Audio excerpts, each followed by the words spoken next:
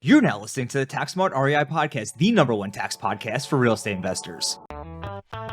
Are you ready to prepare for 2025 with strategies that will save you money and optimize your real estate portfolio? Whole CPA and Tax Smart Investors is bringing you the Year-End Tax Impact, a one-day virtual event where it will be equipping you with the tools you need to finish the year strong and dominate the year ahead. At this event, you'll hear from top industry experts on essential topics like how the post-election results will shape your investments and your taxes. You'll also discover wealth-building strategies designed for 2025 and beyond. Plus, you'll learn year-end power moves so you can optimize your taxes before the clock runs out. And for our VIP investors, you'll get exclusive access to a tax strategy panel and even a live Q&A where you get answers to your most pressing questions. If you're an individual investor or small partnership, this event is specifically tailored for you. And the best part, no travel required. You can join us from the comfort of your own home via Zoom. Don't miss out. Reserve your free ticket now by visiting www.taxsmartinvestors.com/year-end-tax-impact and arm yourself with the strategies and insights that could save you money, time, and a whole lot of headaches. With over 500 investors expected to attend, this is your chance to connect, learn, and prepare for a prosperous 2025. Again, just head over to www.taxsmartinvestors.com/year-end-tax-impact to grab your free tickets today. We'll see you there, but for now, we'll dive right into today's episode. Hey everyone, thanks for tuning into this week's episode of the Tax Smart REI podcast. This week, we're joined again with Troy Eckard of Eckard Enterprises, and we're going to be going through a case study on working interests in oil and gas. Over the years, we've gotten a lot of questions from Tax Smart insiders, the community at large, as well as clients on oil and gas. So I think it's going to round out this year's topics on oil and gas. So Troy, thanks again for joining us today. Would you mind kind of giving our listeners a little bit of information before we kind of dive right in? I know you've been on the show before, but for anybody who may not have heard the prior episodes, just a bit of information on your background and kind of how you got involved in the oil and gas space. Yeah, I think it's real important to know that I started in the industry in 1985. So I was participating in drilling wells when I was 20 years old as an investor and a financially licensed broker representing wealthy clients. So I've been doing this going on 41 years, and the industry's evolved, the technology's evolved. A lot of the same tactics are used today investing, both from a tax planning perspective, but also from the way deals are structured. And I think it's a great asset class, but it's also a very precarious one if you don't know what you're doing and who to do it with and how to navigate it. So it's a great opportunity to talk to you and your clients about the advantages, the disadvantages, the things to look for that can hurt you. Those things are going to be really helpful to build some net worth and create some tax opportunities. So glad to be on the show, glad to be of help, and hopefully we'll be able to put together some simple information that helps your listeners find out more about this asset class. Yeah, absolutely. So for everybody who's tuning in right now, Troy's going to be going through a case study on working interests. And then Ryan and I are going to have some questions for the end of the episode. If you are watching on YouTube, you will be able to see the presentation. If you're listening in here on the audio version only, we'll do our best to kind of facilitate that so that you understand what's going on without the visual representation. But if you do want to check out the YouTube version, check that out by visiting the Tax Smart REI YouTube channel. But having said that, Troy, I'll go ahead and turn that over to you. All right, ready to rock and roll. So I'm going to do this for about 15, 20 minutes. And at any point in time you want to slow me down or ask questions, do so. More importantly is that I've been doing this for 40 years. So there's nothing that I'm going to have to stop and think about or pull my notes out. So let me just walk through this for your listeners and for those of your clientele and those that are part of your following of your podcast and your organization, what it looks like to be in a energy asset class that's defined as working interest. The reason why it is so important to understand is because it's like the difference between traditional real estate. One group of investors in oil and gas is like the landlord, that would be the mineral owner. And the second asset class is like the developer and the tenant, which is the working interest owner. They're running a business, they're paying the bills, they're getting the net profit, but they still got to pay their rent. And that is what the mineral owners get is the rent. They get a percentage of all the income and they don't have to spend any money to develop the wells. Today, we're talking about being the tenant. We're talking about drilling wells, participating in domestic exploration, what that looks like, what it looked like 10 years ago versus today, what the risk looks like. And then I'll go into a case study about how you can start telling deals that are structured from the very beginning where you've lost money the day you wrote your check. And it's pretty simple math. So let me get started. First off, there's only two reasons to invest in working interest. I mean, realistically, working interest is about either trying to get tax deductions, which is part of the process of the IRS passing in 1986 the Tax Reform Act. During that act, they said, look, we want domestic exploration. We're willing to reward high income earners, high net worth investors. Let's give them substantial tax write-offs So that way they're encouraged to drill wells here in the United States. We needed the production. We were very low on supply, way outpacing it based on demand, big tax write-offs. That's been around since 1986, the year after I started in the business. The second reason is to make money. Most people don't understand you actually can make a lot of money in drilling domestic oil and gas wells. And to be candid with you, that's all I'm interested in is making monies. I'd rather pay my taxes than lose the other 2/3 of my money. So for me, it is two things involved, but I'm more focused on the green envelopes and the making the cash and the profit than I am about saving the taxes, although it's a great benefit. Now, when you think about working interest, I want to give it to you in a simple legal term, which basically means this. We're going to create a contract with a mineral owner and say, we want to go drill a well on your property. We'll give you 20% of the revenue. You're going to get a royalty check every month for the oil and gas that's produced and sold. We, on the other hand, we agree to take ownership, and we are like a general contractor. We're going to put together the bids and the budget. We're going to go drill a well or wells on your property. We're going to pay all the costs, take all the risks, but we're going to get the lion's share of the revenue. We're going to get 75 to 80% of all the revenue from the success of the wells that we drill. And you, my friend, the mineral owner, you'll get your pro rata share if we're successful.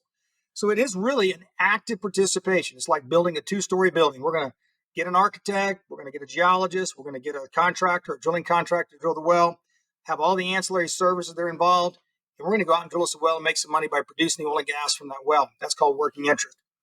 So let's just tell you from the very get-go, this is the main driver for private investors when they decide to invest in working interest. Because of the 1986 Tax Reform Act, when you write a check participating in domestic exploration, you are allowed to start looking at the tax deductions that come with it. What kind of tax deductions are they? Well, when you drill a well, the cost of drilling, turning that drill bit to the right, the fluids used, the chemicals used, the way you drill the well, well, that's not a recoverable cost. In other words, it's not like a piece of pipe or equipment that sits around for the next 5 or 10 years. It's a one-time cost incurrence, so it can be expensed. So when you look at an investment today, if I put $100,000 in a U.S. domestic exploration project, working interest, I could end up saving $37,000 by the time I deduct the leasehold cost, the geology, the drilling, the completion, the equipment. I technically could get 100% deduction over the next 5 to 7 years. The way the IRS set it up, though, is they allow you to take an accelerated deduction. You could take 70, 80% of that investment as a write-off in year one, or you could amortize it over 5 to 7 years. Either way, the entire investment is eligible for tax deduction at some level, whether it be depreciation, whether it be a depreciation, or whether it be an IDC, an intangible write-off that year. I like to keep it simple. Just think to myself, for every $100,000 I invest, I've got a potential savings of $37,000, assuming I'm in the 37% tax bracket. The thing I want to get across to your audience, though, Thomas and Ryan, is the following, and that is, whether it's a great well or a dry hole, I get the same tax write-offs, right? The only difference is with a dry hole, I lose 100% of my money. We don't want to do that. We're trying to invest in working interest to make money, and we really want to just defer the taxes that we owe this year on the income that we made by investing in domestic exploration, and then allowing the wells, when they generate revenue in 2025 or 2026, we'll use that revenue yet next year, the year after, 2027 or on beyond. As we receive that income, we'll pay taxes if necessary when it's incurred, when that income is recognized. So really, I look at a tax deduction oil and gas as no more than really a tax deferral, because I plan on being successful. I don't want a dry hole. I want to make a great well, create a lot of income, and use the IRS's money today to increase my net worth and create a higher level of investment capital base by using those IRS dollars according to the IRS code that's available today. All right, when we think about due diligence, this is really important. We talk about case studies, right? There's 1,000 ways that people can promote or offer you participation in a working interest project. 98, if not 99 out of 100 of them are not legitimate.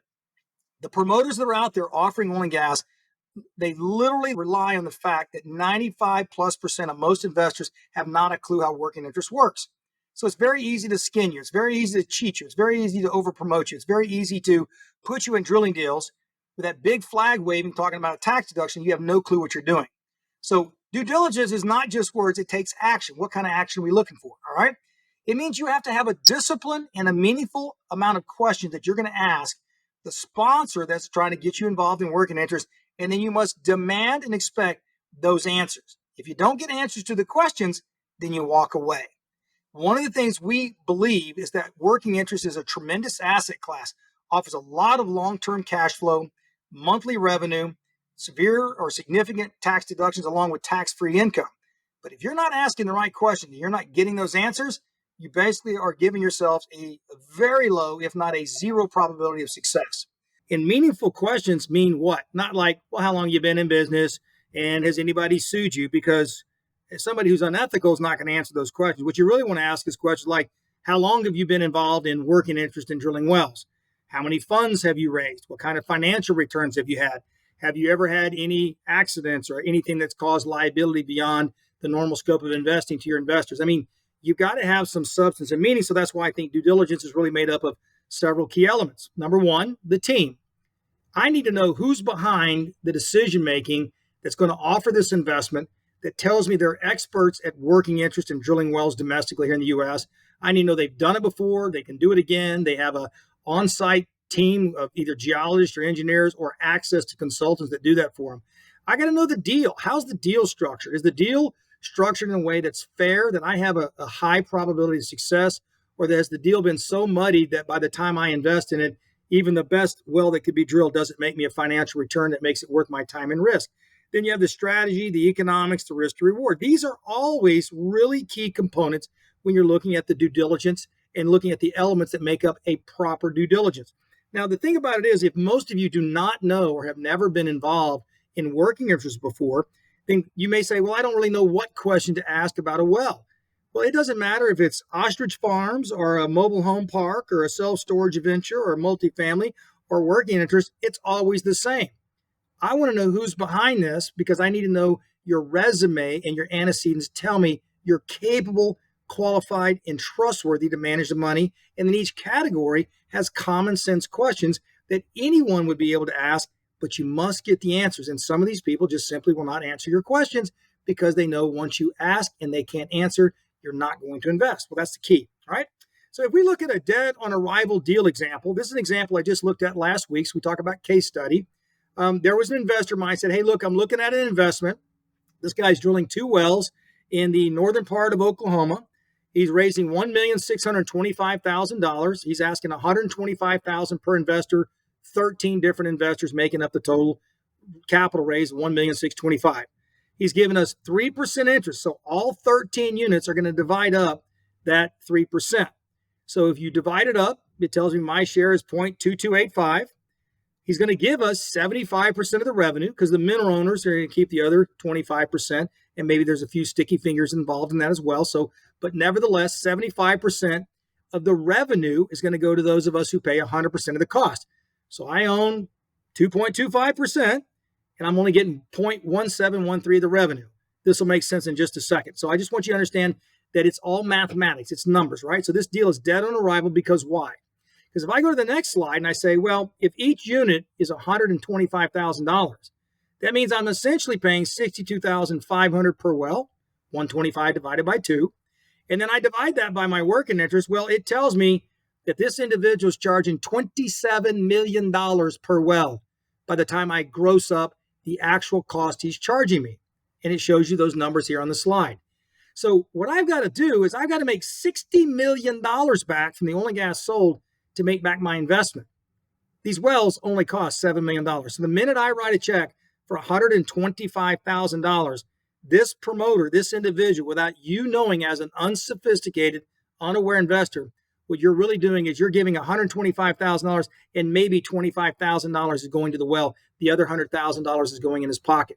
So for each $1,650,000 investment he's offering to investors, he's making about 1.1 to 1.2 million in his pocket. He could care less if the well ever pays out. In fact, he hopes it's not economical. He hopes it's dry because he doesn't want to have to explain why you have this really nice producing well and you've never even made back a third of your money. He's charged you 4 times the price.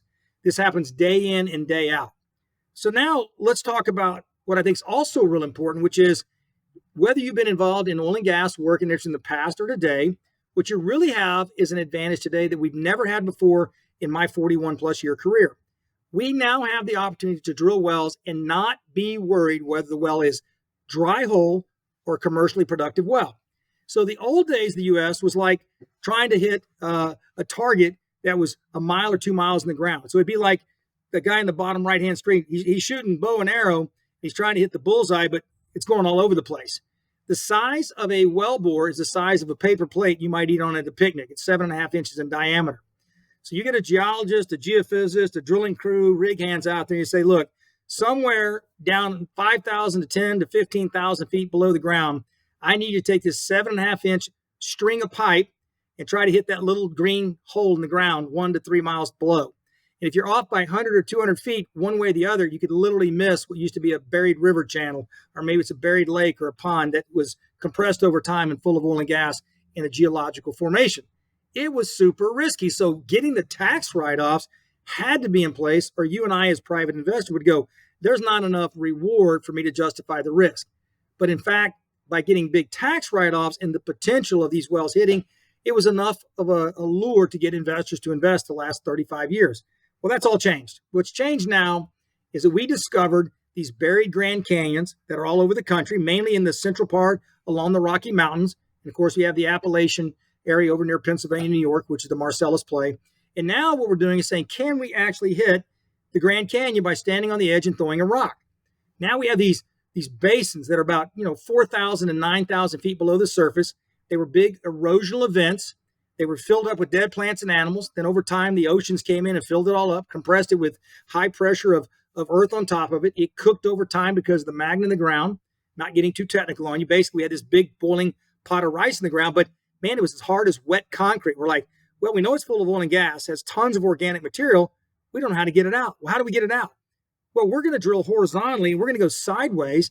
We're going to put that drill bit down there and use modern software and hardware and technology to guide these drill bits into little 20-foot windows, 2 to 4 to 6 miles in the ground, and do it with such precision. Not only do we know where the oil and gas is, but we've exposed our well to as much of the oil and gas reserves in the ground as possible. And we learned that if you take wet concrete and jackhammer it, it creates artificial fractures that make that wet concrete flow water.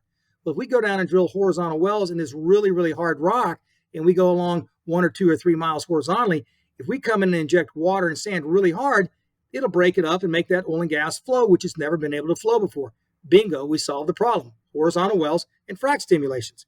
So one of the things about working interest is you really have 3 components. Number 1, I want to make money. So I got to be drilling with the right company in the right area. Number 2, I have to understand the premise of investing in working interest. I want to be just like a major oil company. I want to be like Exxon or Chevron or any of the other majors. And I want to deploy capital with the intent on recovering that capital through monthly revenue upon the sale of oil and gas from the wells that I drill. And what I want from that revenue is to get a return on my capital in 36 to 48 months. Most of the majors target 24 to 36 months. They want their money to rotate every 2 to 3 years. Well, if you took $1 billion and rotated it over the next 2 or 3 years, you could keep doing that for 5, 6, 8 years. Also, now you have a multi-billion-dollar company who continually compounds the reserves in the ground that they've proven, and they continue to add revenue by the wells that are online that have already produced enough oil and gas to get their money back. So what you see on the screen is a typical decline curve from a horizontal well. When you frack them, it's like opening up a hot 3-liter Coke. You shake it, it's got a big orifice. You're going to get a lot of that Coke out of it at the very beginning. That's when we get the production that allows us to get our money back for participating in drilling. And then after that, it settles down. And now we have a 3-liter Coke that can last 25 to 50 years. What we used to have when we drilled the old vertical wells, like I showed you before, that paper plate, we'd go drill these nice little bitty shallow wells vertically. We put a hole in the ground, and they would deplete and be dry in 5 to 8 years. So we got a lot of fizz, a lot of oil and gas production. We had nothing that was sustainable. So we constantly were running on a treadmill. Horizontal drilling has stopped that. Now, from an investor standpoint, I can invest in working interest, get a very substantial tax write-off, and have about a 95+% probability I'm going to make a commercial well. It's going to pay my money back and last 25 to 50 years. It completely has changed the risk profile of working interest as long as you're not investing with a crook or somebody that's incompetent. So here's a timeline how things work. So let's say today, October the 22nd, we decide to make an investment in working interest. I'm going to put $100,000 in. I'm going to notify my CFO or my accountant and say, hey, look, I just made an investment in working interest. I just wrote a check for $100,000. Your CPA or your tax planner is going to go, great. So I'm going to consider that for this tax year, you probably have a $100,000 working interest investment. Normally it's between a 70 to 85% deduction the first year because I'm probably going to have to depreciate my equipment and maybe have a depletion cost for my leasehold. So let's just say 80% of my investment will be deductible this year, the year I make the investment. But I'm going to be able to recognize it immediately because my CPA is going to factor that into my tax planning. I'm going to get a tax report from the oil company or the sponsor that took my investment. He's going to show me, hey, you made any money? Here's a 1099. If you didn't make any money because you just invested and the wells will be drilled in the first quarter, well, I'm going to give you a tax summary of the cost of the wells that tell you what is deductible this year, what's intangible that can be written off, what's tangible that has to be depreciated. I'm going to get a tax summary, right? Well, those wells should be drilled on or before March the 15th the following year to apply for tax write-off purposes for this year. So whatever I invest, as long as they start activity by March 15th of next year, I get to use that deduction for 2024. Well, once they drill the well and frack the well, most likely it'll be around June. These are 5,000 to 10,000 foot lateral wells. These wells cost anywhere from $8.5 to $10 million a piece. They'll drill them back to back. It's a big operation, but they've been doing this for years and it's very systematic. But at the end of the day, all I care about is a check written today, gives me an immediate tax write-off, and I would expect to see my first revenue in 9 to 12 months. It could be anywhere from next August to probably October. But once that revenue starts, it's every single month, and these wells are projected to last, 20 to 50 years. That is the good part about it, is I am looking at an asset that gives me immediate relief from taxes, very quick turnaround to get to cash flow. I get tax-free income with 15% of my income not having any taxes paid on it. And I have an asset that's going to go out there and produce for me for the next 20 to 50 years. It's a great asset class, okay? Then we talk about Eckard. And I'm using Eckard only as a premise of what you got to ask for from other potential working interest opportunities. Why? Well, we believe here at our company that we set the bar for transparency, proof of concept, prior performance, best in class. So I want to give you an example of what we do so maybe you can start looking at how others might present you oil and gas working interest opportunities. And you start asking questions like, well, how have you done? How many wells have you drilled? What kind of production do you have? What's your rate of return? How many bad investments do you have? These are all critical in the due diligence process. So for us, here's what it looks like. So the average days from the time we drill a well until we actually start selling oil and gas is averaged 168 days. That's all of our wells. We're like almost 85, 90 wells in the last 4 years. Average days from the time they drill until we give you a check is 375. Why is that? It takes about 90 days for the production, the collection, the sale of the oil and gas. It goes back to the operator, who's the general contractor, to run it through the revenue. They got to verify ownership. By the time that's done, it's about 4-month, 5-month process for all the processes in place, land, title, accounting to happen in order for you to get your check. So we take a look now. This is as of 2024. Our average year-to-date return is 17.58%. because we've offered a lot of new projects this year, so it waters down our year-to-date performance. But when you look at average total return of investment, we're at over 80% return with an average annualized yield of 32.72%. Now, this is something that I would expect if I'm investing in successful wells, that I'm going to be looking at rotating my money, getting the majority, if not all of my money back in 36 to 48 months, and allowing me to redeploy that capital year after year after year. Not only the reinvestment of my income, but I'm also going to take brand new income from other ordinary income generating sources like my occupation, use that to keep compounding my value and creating further assets of value and further income that's being added for every well that's drilled. When you take a look at it, this won't mean much to most of you, but we've produced about 9.4 million barrels of oil out of the wells we've drilled and 65 billion cubic feet of gas. This is a tremendous amount of oil and gas that's been discovered from our wells. And by the way, we've had one well out of the entire group of wells that I believe was non-commercial. We drilled it with Exxon. It was a test well. It was on the outer fringes. We knew what we were doing. The well didn't work out, made a little bit of money. But after that, virtually every other project we have is on chart to make its money back and make a nice profit for every single well that we drill. That's what I mean. Dry holes really aren't in the game anymore. So number one, I don't drill any vertical wells. I suggest you not. I don't do any reworks or re-entry of old fields with the promise that somebody left oil and gas behind. That's nonsense. In today's modern oil and gas world, work and interest should be in shale plays, in horizontal drilling with the right terms, and know how to do the math to make sure you're not paying 4 and 5 times the price for the well. All right, in a case of just showing you what I would call tax deferment, watch how this works. Let's say this year in the green up here at the top, I had $250,000 I invested. Well, like I told you, it's going to take about 12 months to get that first check. So maybe next year, by the time we get to the last quarter of 2025, right here where my arrow is, I'm going to make $179,000 in revenue next year because these big wells come on very hard and fast in the first 6 to 12 months. So I'm going to make a big chunk of money back in the first 12 months. Well, if I go to 2025, I invest the same $250,000 you see here in blue, and I add back the $179,000 from the income I made from this year's investment, I got a total investment of $429,000. You carry that out over 4 years. Now what you're doing is you're making a $250,000 investment. You've got about $895,000 in 1099 income being generated from the wells from the previous 4 years. Now I'm really invested about $1.145 million in year number 4, but I have now $3 million invested in working interest in oil and gas wells that'll last 20 to 50 years. It is what I call and refer to as tax deferment investing. Because why? I've been doing this since 1985. If I keep drilling wells and I keep deferring the taxes, I'm building wealth and cash flow and producing assets with lots of reserves in the ground.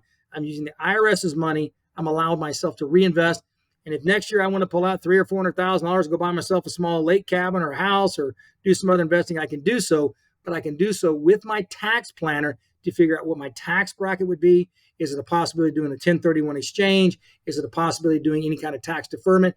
All these things can be considered.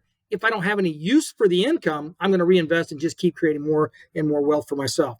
So just as a recap, you have 3 years in which you probably should not sell your working interest because the IRS is going to ask for a recapture of any tax write-off. So really, you want to be in this for 3 years before you even think about selling it if you do want to sell it.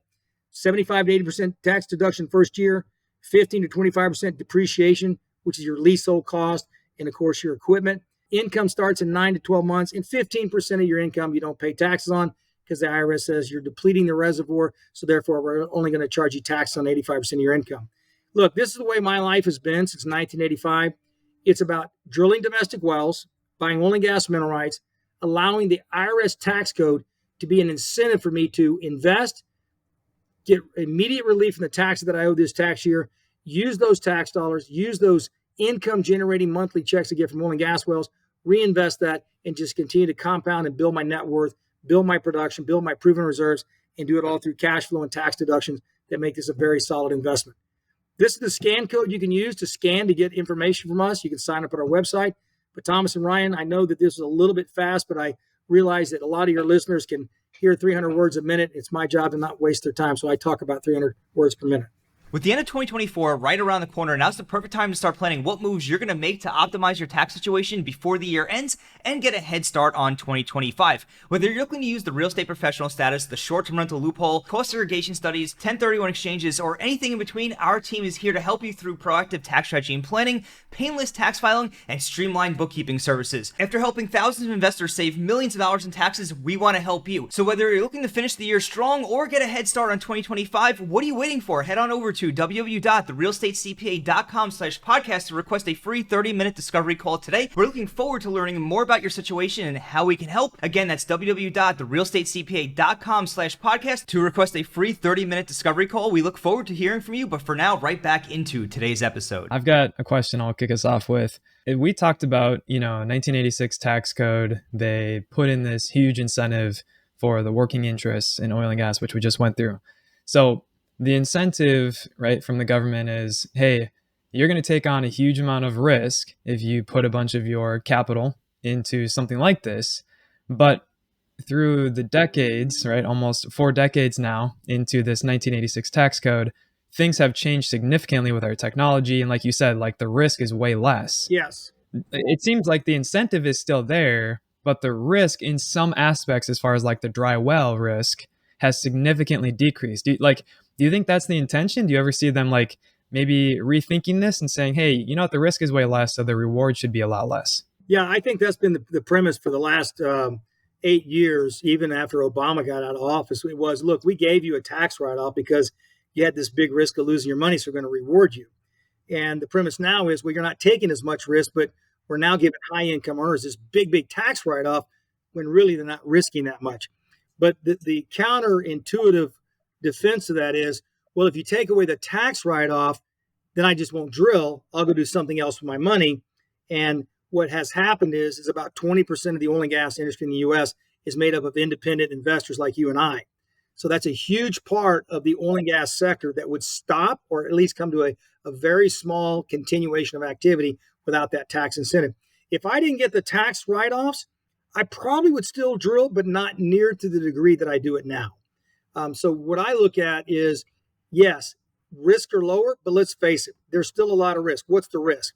2020, when COVID shut in, I had wells making me a lot of money. For 6 months, those wells didn't produce a drop, or they were very minimal compared to what the cost. I had to write checks every single month to the operational cost. It'd be like having an apartment complex that went from fully occupied to completely empty.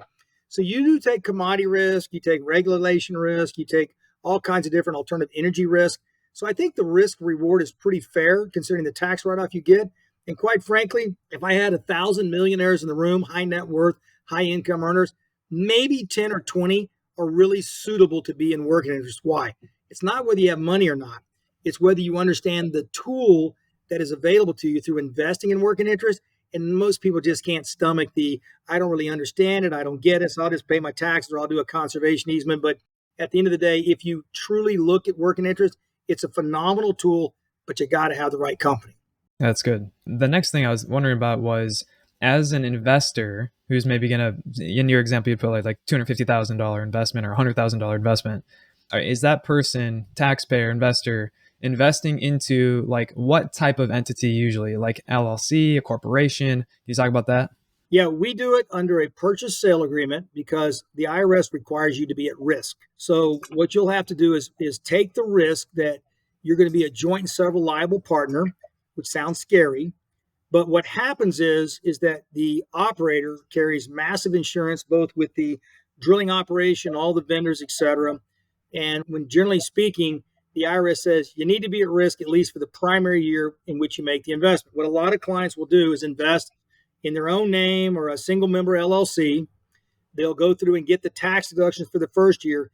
Then going into the second year where they don't need the tax write-off, they'll roll that into a family limited partnership or an LLC to give you that kind of isolation of that risk, but they'll do it in a way that allows them to terminate that ongoing liability from the standpoint of isolating a protective entity. If you're in any way involved in a partnership or an LLC where you really own the LLC or you own the partnership, you don't own the asset, you won't get the tax deduction. So the way we do it, Ryan, is we'll let clients invest. We'll give them a purchase sale agreement. We hold the title in our name. We handle all the insurance. We cover all the coverage. The client is the owner. The IRS sees them as an owner.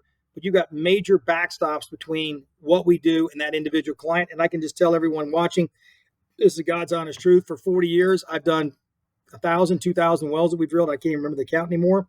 We've had wells where guys have been killed. We've had rigs that have had accidents. Everything happened.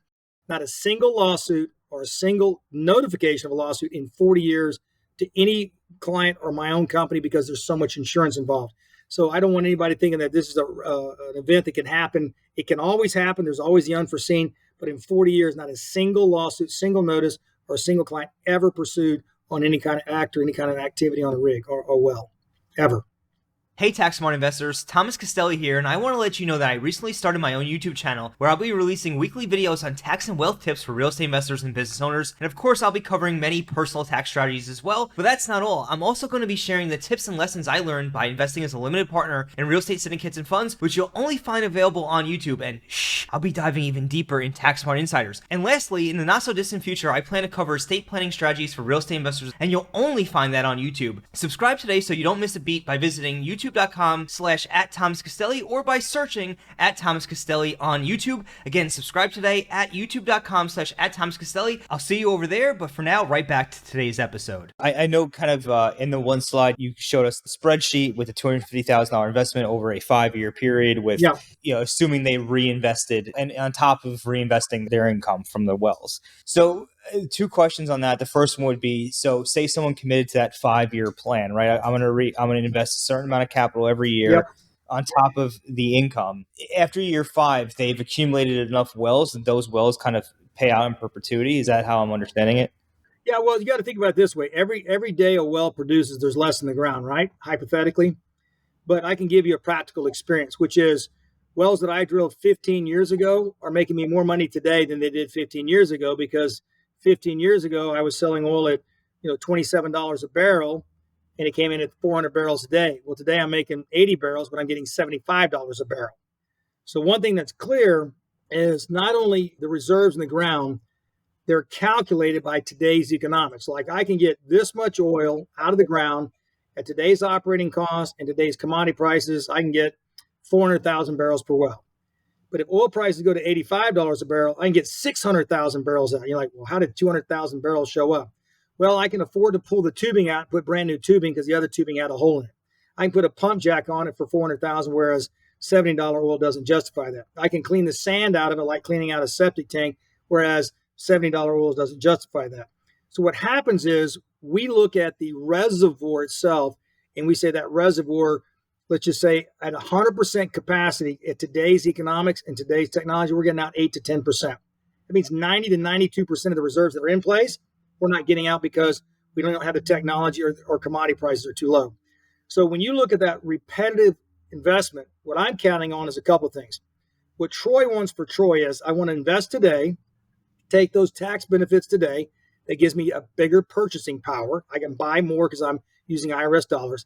I want to invest in wells that have the probability, better than a 90% probability, I'll get all my money cash on cash, no tax considerations, cash on cash. I want it back in 36 to 48 months maximum. I prefer 36 months. And then what I want to do is look at ongoing drilling and saying, if I've got a certain part of my normal income I'm investing in wells every year, I don't really need that money. So do I go buy a piece of real estate? Do I go buy a self-storage? Well, what I want to do is I want to use that to buy another part of or more working interest because I don't want to pay the taxes on it. I do that over 5 years. I got $3 million invested. I'm making $800,000 a year. Well, why would I not want to continue? But now let's get into practical sense. So I'm 60 years old. Let's say I'm 70. I'm going to start asking myself and scratching my head, like, do I really want to be drilling more wells? Well, maybe I don't want to drill as much. I'm in a lower tax bracket, blah, blah, blah. Maybe I'll start taking and reinvesting 25%. The other 75%, I'll pay the taxes on it, and I'll put that in another investment that's less risky because of my age or my income is going down. So it's really about using a tax planner, somebody really efficient in what they do. It's looking at asset alternatives at the time that income is derived in whatever year it's derived in, and managing those assets so you're maximizing tax value, but you're also not afraid to take some chips off the table if it's an appropriate thing to do.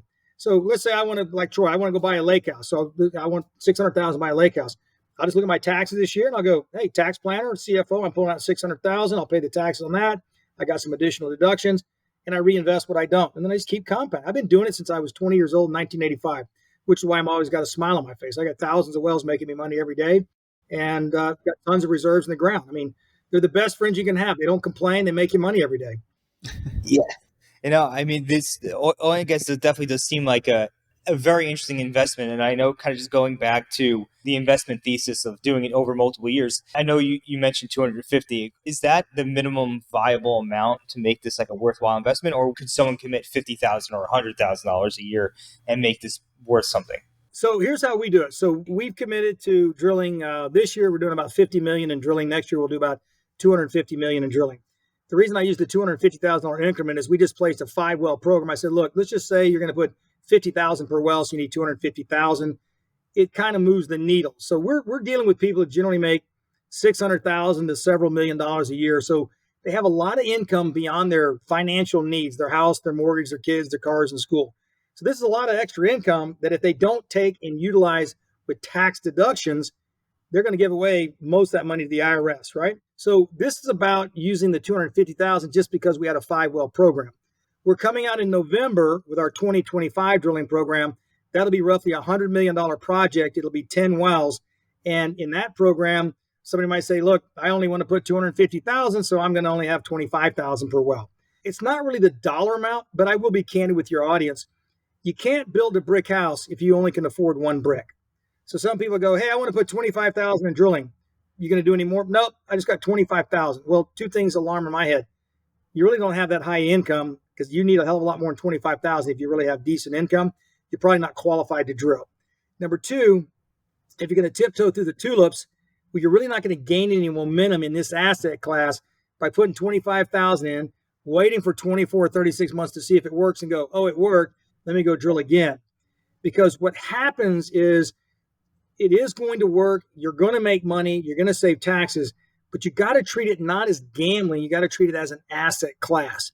And so the right mindset is I'm going to go to my tax planner and say, I'm going to make 750,000 this year. These are the only deductions I have. Tax planner is going to look at me and go, well, you're going to owe taxes on 500,000, buddy. Wow, what bracket am I in? Well, looks like you're in the 32.7% tax rate for that additional 500,000. What if I put 100,000 in drilling? Well, you just save this much in taxes. Well, just make a choice. Go to your bank and pull out the taxes you owe, or go to the bank, take the 100,000 out and put it in 3 or 4 wells, and know you immediately save some money. So it's really not how much you invest, it's really the strategy and the commitment to be in or out. See, I'm a simple guy. I'm either all in or I'm all out.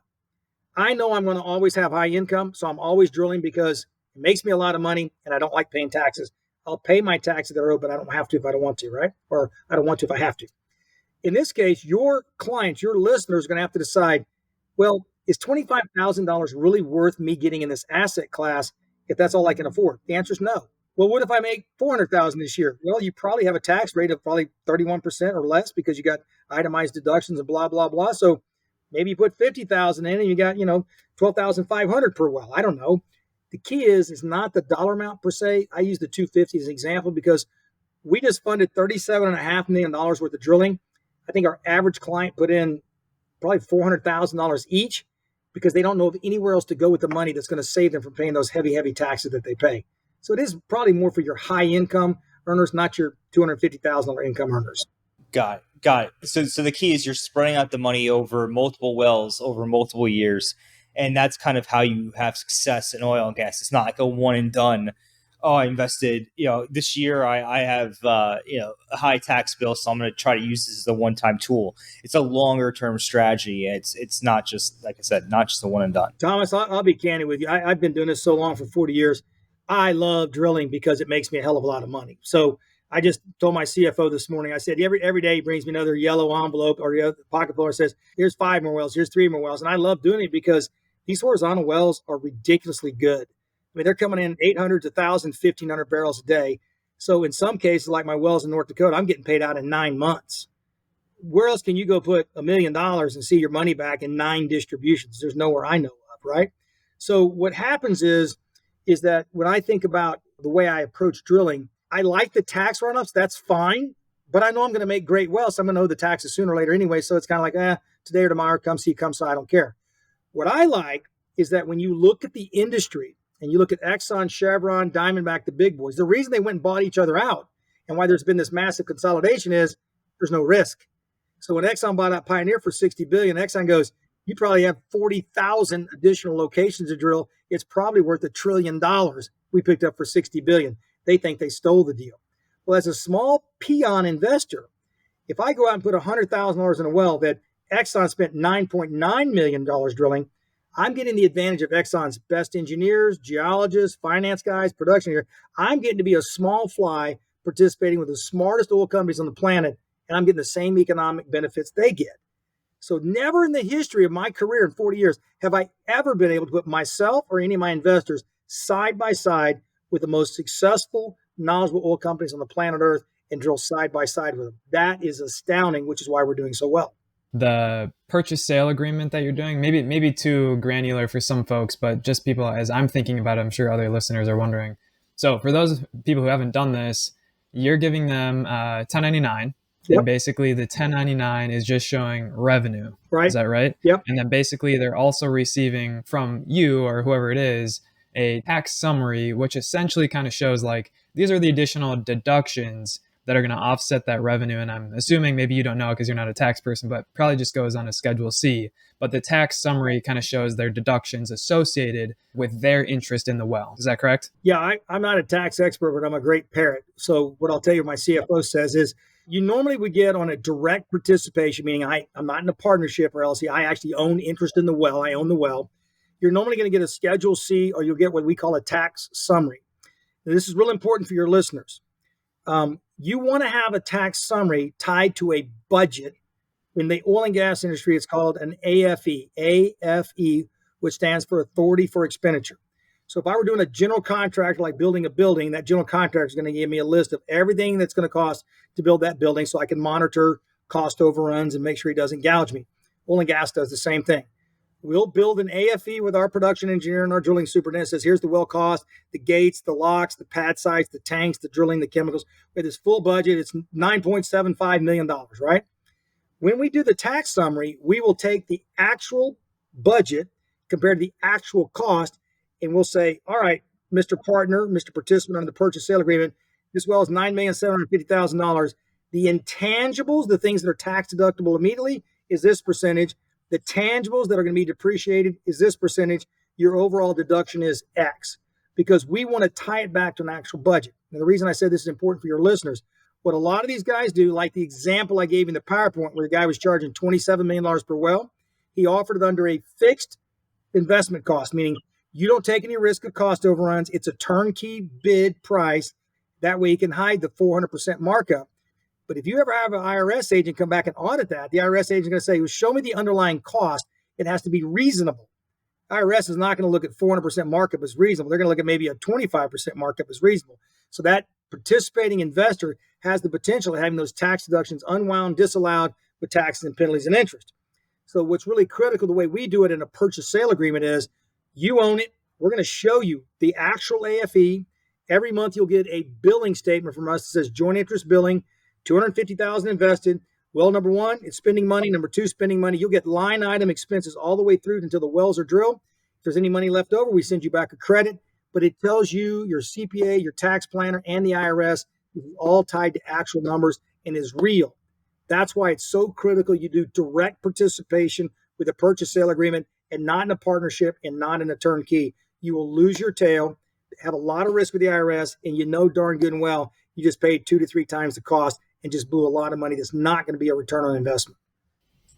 So for maybe our listeners who are also obviously real estate investors, for those of you, it sounds like to me, this is like in the real estate world where we'd call like a tenant in common or a TIC, where you own a direct interest. It could be fractional, but you own a direct interest, say 10% of a building, like roof to ground, right? But all 10 investors own 10% of this building. It sounds like Correct. It's kind of like that. You just own your portion. It's no partnership. It's direct ownership. So you own the piece of real estate.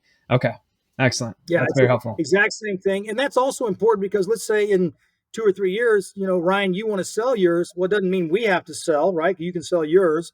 And then we actually go out to the market with your interest and say, hey, out of our 2,000 high net worth clients, who wants to buy Ryan's interest? We can put that through our engineering model. We just did that to one of our clients who works for a big oil company in Houston, said, hey, I got bad health. I want to sell my working interest. We summarized in less than 2 days and bought her out. So this is because it's that individual ownership. We can all do what we think is best for us. And some people will sell in 3 years and do a 1031 out of working interest and go buy a bunch of minerals with it. Some people will keep it forever. Some people will buy other people's positions who are getting out because they want to accumulate more. So it's really kind of a unique way to do it. The reason why many of these groups will offer you what they call a GPLP, they do a general partnership, so you're at risk, but they hide all the numbers under a 2-inch thick offering document, meaning they promoted you to death, and they sell you on the idea, but by the factor in this GPLP conversion, you take the risk to get the write-offs, then we automatically convert you to an LP, so therefore you don't have to worry about it. You know what the problem is? I don't own the well. When you convert me to an LP, I own a limited partnership. I don't own the well. I want to own the asset because under that LP is a big fat managing agreement that tells me I'm going to strip that thing down, make all the fees, and you're not going to get diddly. So as I say in my world, the thicker the document, the more it protects the promoter. The thicker the document, the more the promoter's protecting himself. He paid the lawyer, right? I don't like thick documents. All right. So want to thank Troy again for joining us again here on the Tax Smart REI podcast and breaking down oil and gas working interests, which are where most of the tax benefits of oil and gas investments are found. All right. Just a few key takeaways I have for myself. Here is the deal. All right. So what I realized about oil and gas working interests, it is like many investments, a long-term play. You're not in it just for any 1 year. As Troy kind of showed us, to really kind of ramp up your benefits, you need to be investing a substantial amount of money over at least a handful of years in order to accumulate enough wells to make this a financially viable investment for you. It's not just about the tax benefits. You want to invest with a company that knows what they're doing, all right? And that means you want to do your due diligence. And look, one thing I've learned, so I've been a limited partner in many deals, and I know this isn't quite a limited partnership type investment. We went through how it's a TIC. but you're still giving control to somebody else. Always do your due diligence on every single investment. Do not let group think or what other people are doing dictate your investment decisions. You want to make sure that you're asking the right questions, which is what Troy recommends. You want to make sure you're understanding what you're getting into, and you want to make sure you're committed to that. On top of that, if you're going to be making these types of investments, as Troy said, you want to be doing this with disposable income that you don't need. All right. So don't get too excited. Don't let the tax tail wag the dog. And again, always do your due diligence. But the bottom line is kind of what I learned from this is that this can be a very lucrative asset class. If you're in it for the long term, you have the right investment strategy, you have the right money, and you do your due diligence, it could be potentially lucrative. But that's kind of my takeaway from it. Ryan, I don't know if you have anything you want to share. Yeah. I think you nailed it on the head where we talk about, not only this episode, but several others, not letting the tail wag the dog. It's really important here. We were talking about, primarily the investment itself. This is a tax podcast, so we obviously want to hear from Troy specifically with working interests, how that is unique in the tax code as far as how that is an investment that you could make, right? We say, for example, $100,000. Troy was kind of saying probably expect 80% of that in the first year back in the form of a loss. Well, if you follow the rules correctly and we're owning it essentially directly in your name or not through a limited liability company, then you can take that as a non-passive loss, right? Just like we talk about with short-term rental strategy, real estate professional status, except you don't have to materially participate. Right. It's really weird and it's really unique. But again, I appreciated Troy kind of helping us think through the rationale, especially as someone who's been in this right around from the time that this really gets started, when the Tax Reform Act in 1986, and how like the incentive was there from the government because the risk was so significant. They wanted to try to align risk and reward to say, hey, we know that you could have some dry wells here. Go and make this investment. We'll give you a huge amount of tax savings. Things have changed in 40 years, like we talked about, where the risk in a lot of ways has become less in the form of not as many dry wells. There is still risk. You just got to make that clear. Like if you go and read one of these operating agreements or whatever, these purchase sale agreements, there is going to be risk, period. You are going to want to review that with your attorney, whether you're putting in $100,000 or $1 million. Like you need to go review that. Make sure you are comfortable. Even Troy mentioned, hey, go talk to, I think he said 1,000 or 100 millionaires. 10 of them are going to be comfortable doing this. So we talk about it with our clients every once in a while. Okay. But it's not something that's like, hey, everyone should go and do this. We're putting this on our podcast because it's tangential to real estate and obviously tax savings, but we don't want everyone to go out there and just put money in there willy-nilly. That would be insane. But there's so many things that, as we talked about towards the end with Troy, that could potentially change as we come up to an election here, which is crazy, just in a couple of weeks. Things are always subject to change with the tax savings. So again, yet another reason where you don't want to say, hey, I'm going to do this every year for the next 10 years. That is all subject to change, just like anything else in the tax code. So make sure that you're comfortable with the asset class first and foremost. And like you said, Tom, that this is a long-term investment that you're interested in holding on to. Right, 100%. And I think we talked enough about oil and gas for today. Definitely a viable investment. Again, please, anybody out there, do your own due diligence. Make sure you're comfortable with it. Make sure your advisors are comfortable with it. And realize that with most investments, whether it's real estate, oil and gas, or really anything else, it's not just about today or saving this tax year. It's about the long term. Okay, so keep that in mind as you filter through your decisions. But look, if you're looking for a CPA firm that understands real estate and alternative investments and strategies like this, we are accepting new clients. So if you are interested in having that conversation, visit www.therealestatecpa.com/podcast to request a free 30-minute discovery call. We'd love to learn more about your situation and discuss how we can help. And of course, if you are a CPA or EA, you're listening to this, we are in hiring season right now. We are looking for staff across the board from tax senior all the way up to senior tax manager. So go ahead and send us an email at onboarding@hallcpallc.com with your resume, your desired position, and why you want to work for a firm like ours. We look forward to hearing from you as well. But that's it for this week, and we'll catch you on next week's episode of the Tax Smart REI podcast. Oh yeah, one thing before we go. We did release Short-Term Rental Tax Secrets. If you've not already purchased it, it is a book, a comprehensive book on short-term rentals that hit Amazon bestseller. So if you've not already gotten it, I think it's a few bucks. You can get it on paperback or you can get it on Kindle. Just go to Amazon.com, search for Short-Term Rental Tax Secrets, and you can get it there. And now this time for real, that's it for this week. And we'll catch you next week on the next week's episode of the Tax Smart REI podcast. Thanks again for tuning in.